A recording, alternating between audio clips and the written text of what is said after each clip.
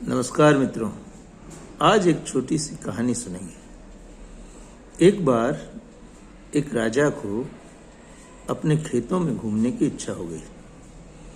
वो एक साधारण इंसान की तरह खेतों की तरफ रवाना हुआ। गर्मी का समय था, धूप चिलमिलाती पड़ रही थी और ऐसे में राजा को प्यास लगी। पास ही गन्ने का खेत था। राजा ने किसान से कहा, भाई मुझे एक लोटा पानी मिल सकता है? बहुत तेज प्यास लगी है। किसान ने सोचा कि ये पथिक है और मेरे यहाँ प्यास बुझाने आया है, तो क्यों नहीं मैं इसे गन्ने का रस पिलाऊं।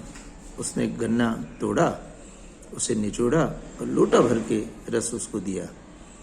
उस पथिक ने जब गन्ने का रस पिया तो बड़ा ही तृप्त हो गया। मन ही मन राजा ने सोचा, अरे वाह, एक गन्ने से इतना सारा रस निकलता है, तो ये लोग कितना कमाते होंगे। उसने किसान से कहा, भाई एक बात बताओ, तुम राजा को कितना टैक्स देते हो? किसान ने कहा, हमारा राजा बहुत भला है, जनता का शोषण नहीं करता, वो हम सबका ख्याल रखता है, केवल 1 रुपया हम टैक्स में देते हैं।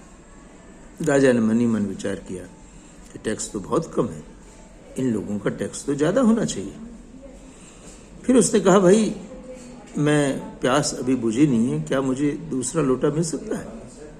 किसान ने कहा, क्यों नहीं। उसने दूसरे गन्ने को तोड़ा पर उससे लोटा भरा नहीं। फिर एक और गन्ना तोड़ा, फिर भी लोटा भरा नहीं।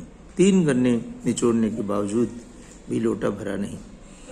राजा को आश्चर्य हुआ कि पहले तो 1 गन्ने से लोटा भर गया था, अब 3 गन्ने तोड़ने के बाद भी रस क्यों कम निकला। उसने किसान से कहा, क्या बात है भाई, ये तुम्हारे एक ही खेत में लगे हुए 2 गन्नों में इतना फर्क क्यों है? किसान ने कहा, निश्चित रूप से मेरे राजा की मन में कुछ खोट आई होगी, वरना ऐसा होता नहीं है। पुण्य आत्मा राजा जो प्रजा का शोषण नहीं करते, धरती कभी उस राज्य में रस नहीं छोड़ती। राजा ने तुरंत विचार किया, बात तो सही है, मुझसे भूल हो गई, और मन ही मन पश्चाताप करने लगा।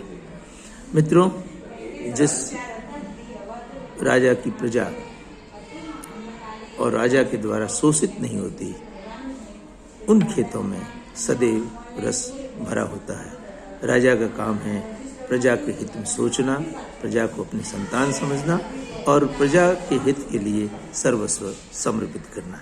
अस्तु।